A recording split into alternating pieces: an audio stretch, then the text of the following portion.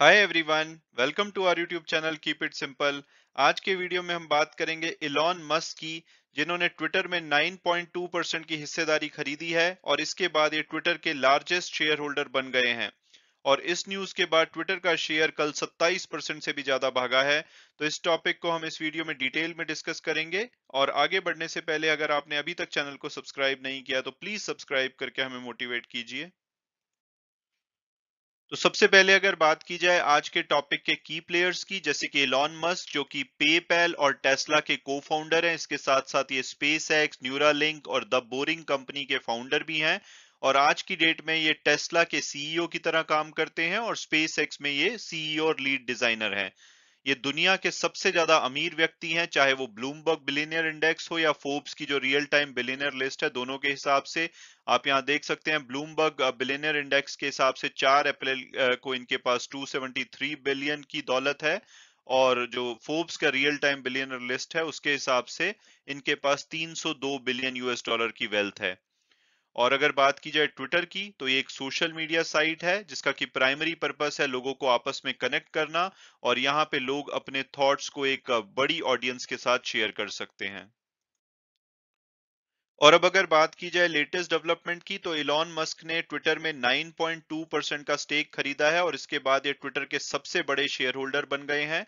Security and exchange commission, जो कि जैसे हमारे यहाँ पे सेबी होता है, यूएस में सिक्योरिटी एंड एक्सचेंज कमीशन होता है, उनके द्वारा बताया गया है कि इलॉन मस्क ने 14 मार्च को लगभग 7 करोड़ 35 लाख ट्विटर के शेयर्स खरीदे थे। और इनकी अगर वैल्यू देखी जाए फ्राइडे की क्लोजिंग के हिसाब से, तो ये बनती है 2.89 बिलियन यूएस डॉलर, यानी कि इंडियन रुपीस में लगभग 21,800 करोड़ रुपए के शेयर्स थे इनके पास। और इस तरह से ये ट्विटर के सबसे बड़े शेयर होल्डर बन जाते हैं। जो जैक डॉर्सी ट्विटर के फाउंडर थे, उनके पास लगभग 2.25% की होल्डिंग है। तो अब इलॉन मस्क के पास जो जैक डॉर्सी जो कि ट्विटर के ओरिजिनल फाउंडर है, उनसे 4 गुना ज्यादा इनके पास शेयर्स हो चुके हैं। और अगर सेकंड बिगेस्ट शेयर होल्डर की बात की जाए तो वेनगार्ड है, जिनके पास 8.79% का स्टेक है अब ट्विटर में। हालांकि जानकार मान रहे हैं कि जो इलॉन मस्क की ये ट्विटर की इन्वेस्टमेंट है, ये एक पैसिव इन्वेस्टमेंट है, मतलब कि एक लॉन्ग टर्म इन्वेस्टर बन के रहेंगे, रादर देन ये इसमें बहुत ज्यादा बाइंग और सेलिंग करेंगे। और इस न्यूज के बाद ट्विटर का जो शेयर है कल 27% से भी ज्यादा बढ़ा है। आप यहाँ पे देख सकते हैं, इसमें बहुत बड़ा मूव आया था जब ये न्यूज बाहर आई थी। और अगर हम इसको कंपेयर करें तो जिस दिन इनका आईपीओ आया था 2013 में, उस दिन ये 73% इनका शेयर बढ़ा था। और उसके बाद से ये सेकंड बिगेस्ट डे है जबकि इनका शेयर इतनी तेजी से भागा है। और अगर इलॉन मस्क की बात की जाए तो मिड मार्च में जब इन्होंने शेयर खरीदे थे, तब से लेकर के इनकी जो वेल्थ है 1.1 बिलियन यूएस डॉलर बढ़ चुकी है ट्विटर के शेयर में। और खासकर कल इसमें बहुत बड़ा मूव आया है। और इससे पहले अगर हम फ्राइडे की क्लोजिंग की बात करें तो उससे पहले 12 महीने तक इनका शेयर लगभग 38% गिरा था। आप यहाँ पे चार्ट पे देख सकते हैं कि लगातार इनका शेयर गिर रहा था, लेकिन जैसे ये न्यूज बाहर आई तो इनका शेयर भागा है। और इस न्यूज के बेसिस पे जो दूसरे जो सोशल मीडिया प्लेटफॉर्म है, जैसे कि मीटा प्लेटफॉर्म जो कि फेसबुक है, और स्नैपचैट ओनर स्नैप इनकॉर्पोरेशन, इनके भी शेयर्स लगभग 4 से 5% भागे हैं। और अब अगर बात की जाए इलॉन मस्क और ट्विटर की, तो इलॉन मस्क जो कि 50 वर्षीय हैं, इनके लगभग 80 मिलियन फॉलोअर हैं ट्विटर पे। आप यहाँ पे टॉप फॉलोअर्स की लिस्ट देख सकते हैं। नंबर 1 पे आते हैं बराक ओबामा, दूसरे नंबर पे जस्टिन बीबर, और यहाँ पे 8वें नंबर पे आते हैं इलॉन मस्क, जिनके की लगभग 80.1 मिलियन फॉलोअर्स हैं। यहाँ पे डोनाल्ड ट्रंप, जो कि जिनको सस्पेंड कर दिया था ट्विटर ने, वो हट चुके हैं। और इसके अलावा अरियाना ग्रैंड जो कि एक सिंगर हैं, वो भी अपने आप ही ट्विटर को छोड़ चुकी हैं, इसलिए रैंकिंग से बाहर हो चुकी हैं। इनके हालांकि फॉलोअर्स इलॉन मस्क से ज्यादा थे। और अगर हम इंडियन की बात करें तो 9वें नंबर पे आते हैं हमारे देश के प्राइम मिनिस्टर नरेंद्र मोदी, जिनके की 77.6 मिलियन फॉलोअर हैं। और इन्होंने इलॉन मस्क ने अपने जो फॉलोअर से पूछा था कि भाई आप बताइए कि क्या ट्विटर जो प्रिंसिपल ऑफ फ्री स्पीच है, क्या उसको फॉलो करता है।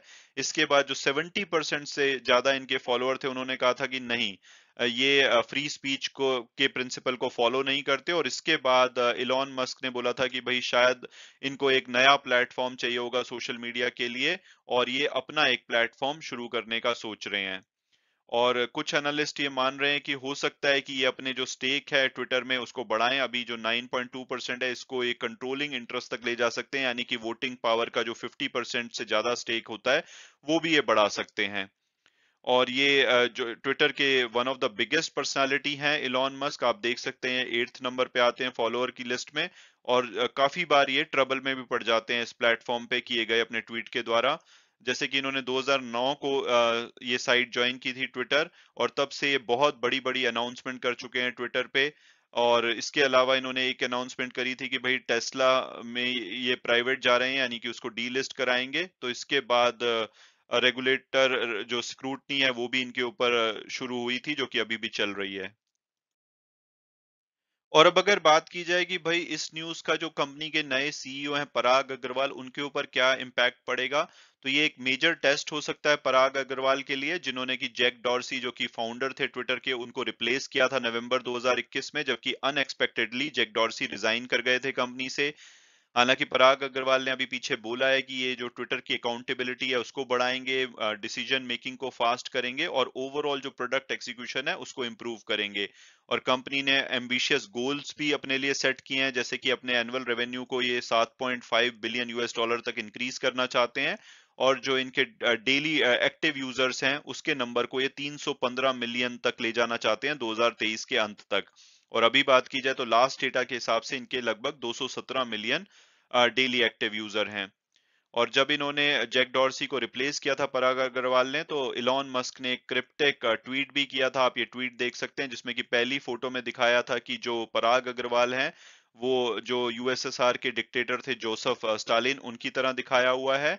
और जैक डॉर्सी को इन्होंने डिपिक्ट किया था जो यूएसएसआर के सीक्रेट पुलिस हेड थे निकोलाई युजोव, क्योंकि स्टालिन ने इनको अरेस्ट करवाया। तो सिमिलरली यहाँ पे इन्होंने पहली फोटो में ऐसे दिखाया है, और दूसरी फोटो में दिखाया था कि पराग अग्रवाल ने जैक डॉर्सी को पानी में फेंक दिया और यहाँ पे स्प्लैश उठ रहा है।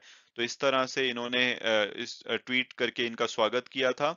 और ट्विटर नॉर्मली जो वल्नरेबल होता है आउटसाइड प्रेशर से, क्योंकि जैसे गूगल, फेसबुक, अमेजोन और स्नैप के जो कंपनी के फाउंडर हैं उनके पास स्पेशल वोटिंग कंट्रोल है। लेकिन ट्विटर में जो इनके फाउंडर हैं या इवन जो मेजर स्टेक होल्डर हैं उनके पास वोटिंग कंट्रोल नहीं है। तो ये काफी ज्यादा प्रेशर में आ जाते हैं बाहर के। जैसे कि अभी पीछे 2020 में एलियट मैनेजमेंट जो कॉरपोरेशन है, उनके जो एक्टिविस्ट हैं, इन्वेस्टर हैं, उन्होंने इनके ऊपर जैक डॉर्सी जो कि फाउंडर थे उनके ऊपर प्रेशर डाला था कि भाई आप ट्विटर की ग्रोथ पे बिल्कुल भी अटेंशन पे नहीं कर रहे हो, और आप अपनी दूसरी जो कंपनी है स्क्वायर, जिसका कि अब नाम ब्लॉक इनकॉर्पोरेशन हो चुका है, उसके ऊपर आप फोकस कर रहे हैं। ये जो ब्लॉक जो पहले की स्क्वायर के नाम से जानी जाती थी, ये अमेरिकन फाइनेंशियल सर्विसेज और डिजिटल पेमेंट कंपनी है, और इसमें भी जैक डॉर्सी की हिस्सेदारी थी। तो इनके ऊपर आरोप लगाए गए, जिसके बाद प्रेशर के चलते जैक डॉर्सी को ट्विटर के सीईओ के पद से रिजाइन करना पड़ा था। हालांकि अभी तक क्लियर नहीं है कि इलॉन मस्क अपने स्टेक का क्या करेंगे। क्या वो पैसिव इन्वेस्टर बन के रहेंगे या अपनी हिस्सेदारी को बढ़ा करके डिसीजन मेकिंग में भी इन्वॉल्व होंगे, तो दैट वुड बी इंटरेस्टिंग। इसके अलावा ट्विटर के ऊपर हमेशा ही प्रेशर रहा है कि ये जो नए प्रोडक्ट बिल्ड करने में बहुत ही स्लो चलते हैं। हालांकि कंपनी ने अपने जो इन्वेस्टर को खुश करने के लिए, कन्विंस कराने के लिए अपने एम्बिशियस रेवेन्यू और यूजर ग्रोथ गोल्स रखे हैं कि अपने बिजनेस को एक्सपैंड करेंगे। हालांकि ट्विटर जो है वो स्टेडीली ग्रो हुआ है पिछले कुछ सालों में, लेकिन अगर हम इनके पीयर्स से कंपेयर करें तो इनका स्टॉक इतनी तेजी से नहीं भागा है जितने इनके पीयर्स के भागे हैं। मैं उम्मीद करता हूँ कि आपको ये वीडियो पसंद आया होगा और आपने कुछ नया जाना होगा। Thanks so much for watching the video and God bless you all.